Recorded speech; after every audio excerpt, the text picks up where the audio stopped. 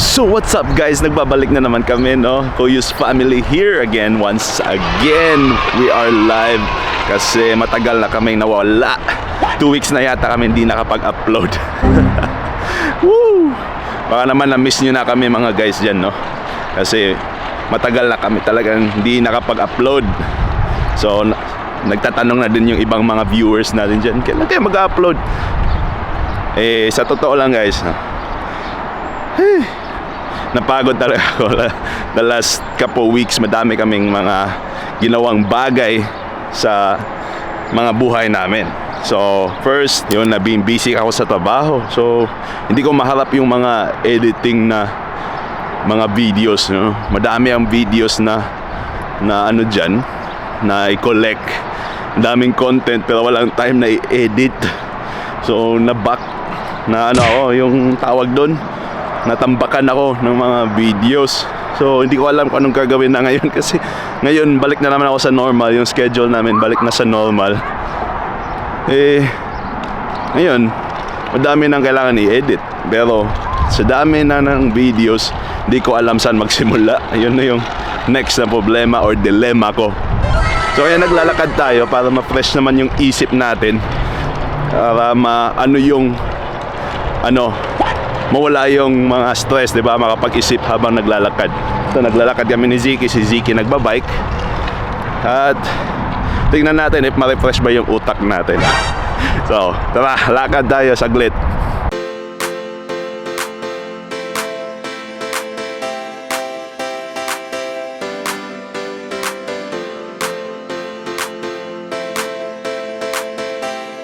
We're already here at the train station, but I can see the train tracks. Yeah, there's potatoes, and I'm climbing over them.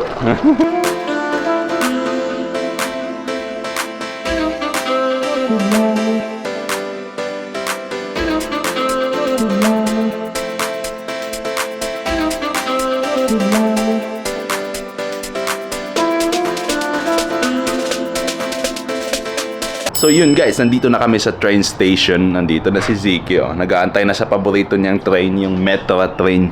Kasi palagi yung dumadaan dito, hourly, dito sa city namin, sa City of Worth. So habang nandito tayo at nag-aantay sa train, kasi may 10 minutes pa daw eh, mag-shoutout na din tayo sa mga viewers natin dyan. Sa mga viewers natin sa Pilipinas, yung mga pamilya ko, yung Kuyus family na nandyan sa Balamban, no? Balamban City, Cebu. Salamat palagi sa panonood, sa mga classmates ko rin dyan dati sa Pilipinas. Thank you sa walang sawang pagsusuporta sa mga pinsan ko. Shout out din sa inyo. So mag-comment kayo para mapakita din natin kung sino pang isa-shout out natin, di ba? Shout out din pala sa mga family sa side ni Jessica doon sa Pangasinan, yung mga Baulson family na nasa Bulinaw sila, Bulinaw, Pangasinan. At sa side, mama side naman ni Jess, na nandoon naman sa Manila. Sa Manila sila nakastay, sa Ancheta family. Shout out din sa inyo guys. Kasi kayo talaga yung pinaka-foundation, pinaka-una na nagsusupport ng channel na to. At next naman, isa-shout out din natin yung mga walang sawang pagsusuporta sa mga nagko-comment palagi dyan, no? Sila Tito Babs, sila Andrea Jedge TV, sila BFF TV sa Amerika, nasa Detroit sila Boss Mike, and family. Shout out sa inyo. Si wag natin kalimutan yung iba naman na palaging nagsusuporta sa atin, nanonood na silently, quietly, pero alam natin na nanonood sila Ate Charles sa Serrano family naman, at si Kuya Francis and family, the Evangelistas family, na kapitbahay lang namin dito, nandito sila sa Worth. Check out nyo din yung channel nila, JR's Journey. Gumagawa na din sila ng videos, no?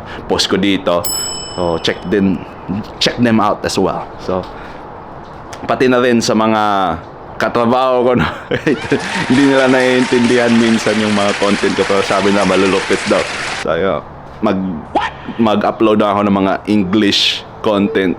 Sabi ko, mahirap mag-upload ng English eh. Why not? Nope. Right? It's so hard to speak in English. I can't vlog in English like straight, like going from one sentence to another sentence like in 10 seconds. I can't do that. Right, Z? Right, Papa? Can I tell you something? What is it? Oh, yeah. One second. Two trains coming from here. Two trains coming from here. Okay, Zeke. You got 2 trains coming over there. So, ganun mag-vlog in English. No? Nahihirapan pa rin ako mag-vlog in English, but in the foreseeable future, that's gonna be maybe our trend going over, no? Kung kailangan pa natin i-reach yung madaming mga audience. Pero sa ngayon, ang i-reach natin is purely mga Pilipino. At yung mga Pilipino na nasa Amerika, nasa abroad, o nasa Pilipinas kasi kayo yung mga pinaka-special sa puso namin. So grabe daming energy, right? Just because of this walking around gives you that boost of energy. Salamat palagi sa pagsusuporta at sa 20th video na natin ito. So pagbalik natin sa bahay, papakita natin, mag-roast tayo ng pinakaunang video natin. Dalawang videos i-roast natin. So gawin natin siyang parang yung reaction video. Para katuwaan lang dahil nasa 20th video na tayo ngayon, no, sa pag-YouTube. I'm just very happy and proud sa amin kasi ginawa namin to. Hindi namin nakalain na kaya namin gawin to mag-YouTube. Abangan nyo kami pagbalik sa bahay. Ano na natin si Ziki. Antayin lang natin yung train.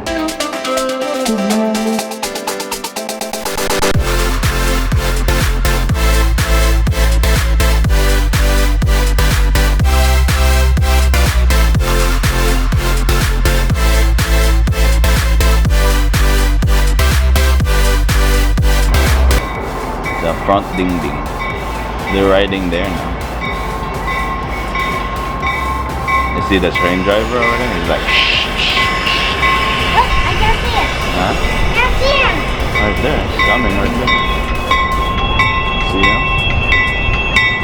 See the metro right there? Say hi. I didn't touch the horn over there. Yeah. In my toy one, See right by to the side.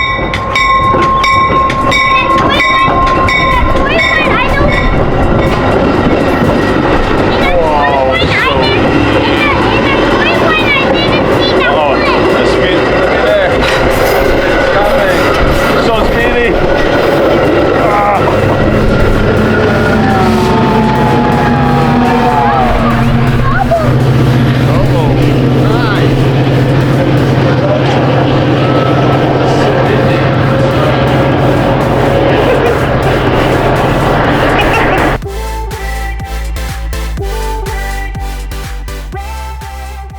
So yun guys, no, nagbabalik na kami dito sa bahay.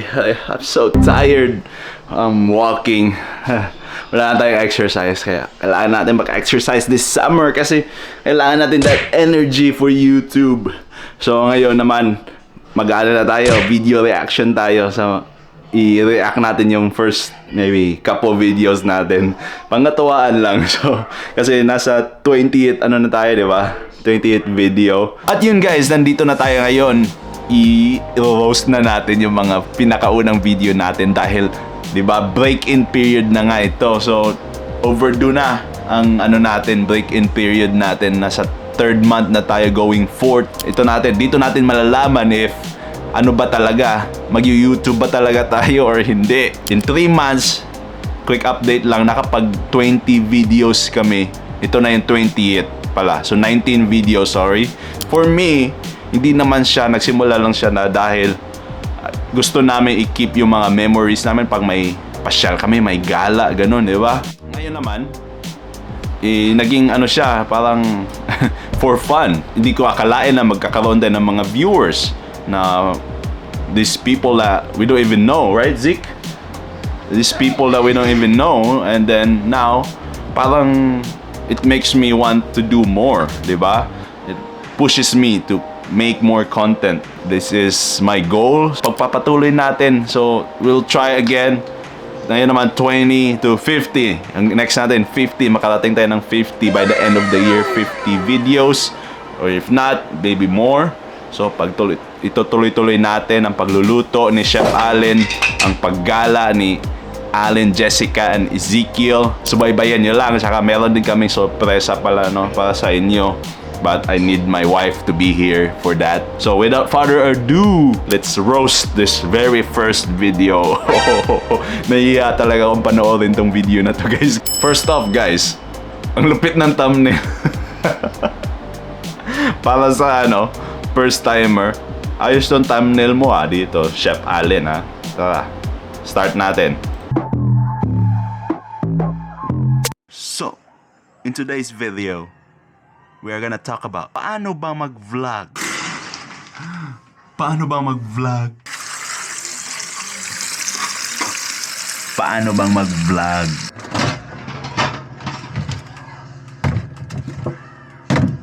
Oh. Paano nga ba? Teka. Paano ba talaga mag-vlog? Di ko nasagot, paano ba talaga mag-vlog, di ba? So, grabe, ang doon, lupit ng di ba? Nakita niyo naman yung galawan ni Chef doon. Parang ganun-ganun, no? May mga angles pa. So, grabe. Ginawa niya talaga yung research niya dyan. Tara guys, tuloy-tuloy lang. Next next section,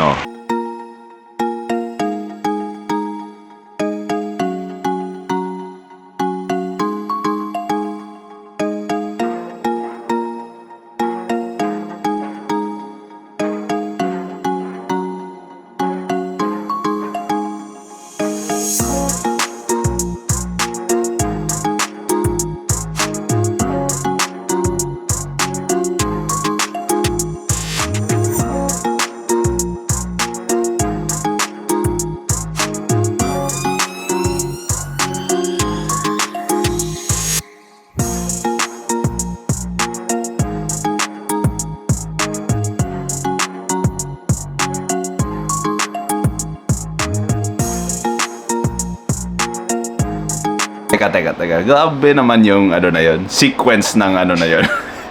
Parang B-roll, di ba? Naiya talaga ako, guys. Alam mo yung yung first video mo yun, tapos you're trying to just do something with it, di ba?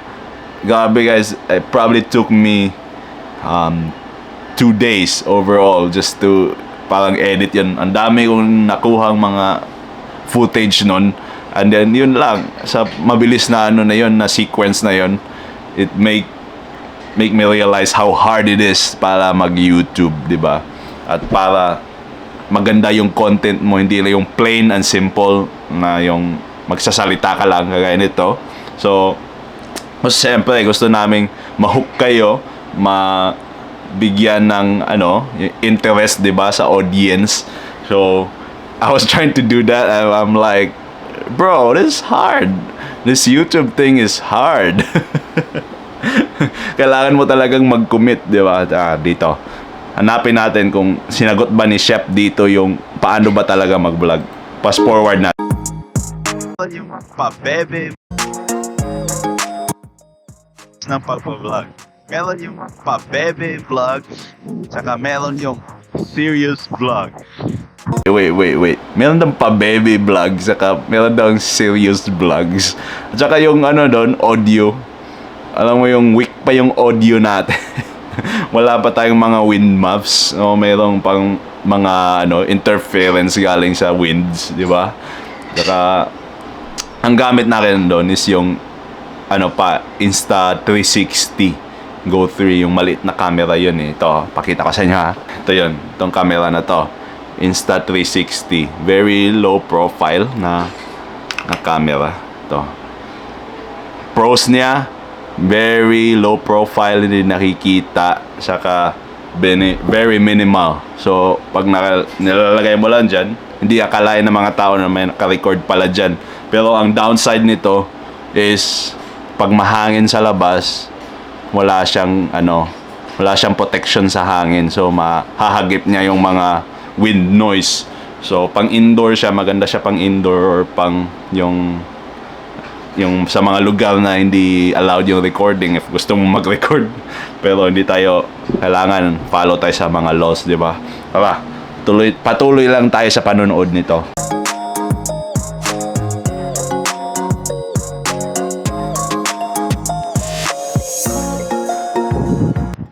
Ito yung sample ng Pabebe Vlog. Hi guys! Welcome sa vlog ko na ito. Ito yung number 1 vlog ko. First one, trial vlog. Sabayan nyo ako sa pag-just lalakad ko ngayon. Grabe ka, idol. Grabe ka, Lods. Grabe lakas ng loob kahit kahit di naman talaga alam yung ginagawa niya, di ba? Grabe yun, no?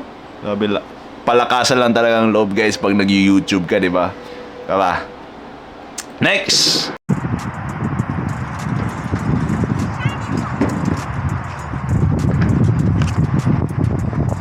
The next type is the serious vlog.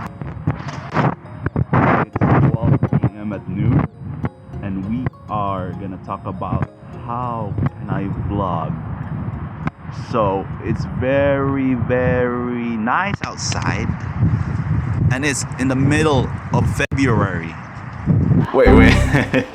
So, yung first part na yun, no, parang ako ng hangin, di ba? Na interfere. That's what I was talking about using the Insta360 Go 3 na yung hangin nakaka-interfere siya sa pagsasalita. At next part, yung parang gumanda ang audio kasi nawala yung hangin. So, it's kinda hard. So now, may proper setup na tayo this time around. So, may panglaban na tayo sa hangin.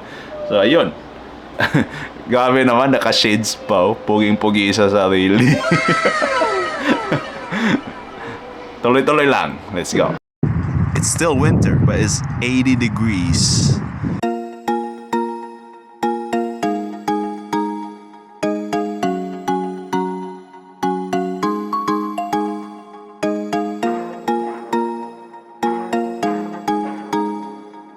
Zeke, I have a question. What? Are you okay? Yeah. Do you love me? Yeah, I'm sweating. Can you kiss me? Ayos, no? Ayos, guys. Okay naman to, Wala namang So, spots na kailangan pa natin i-improve.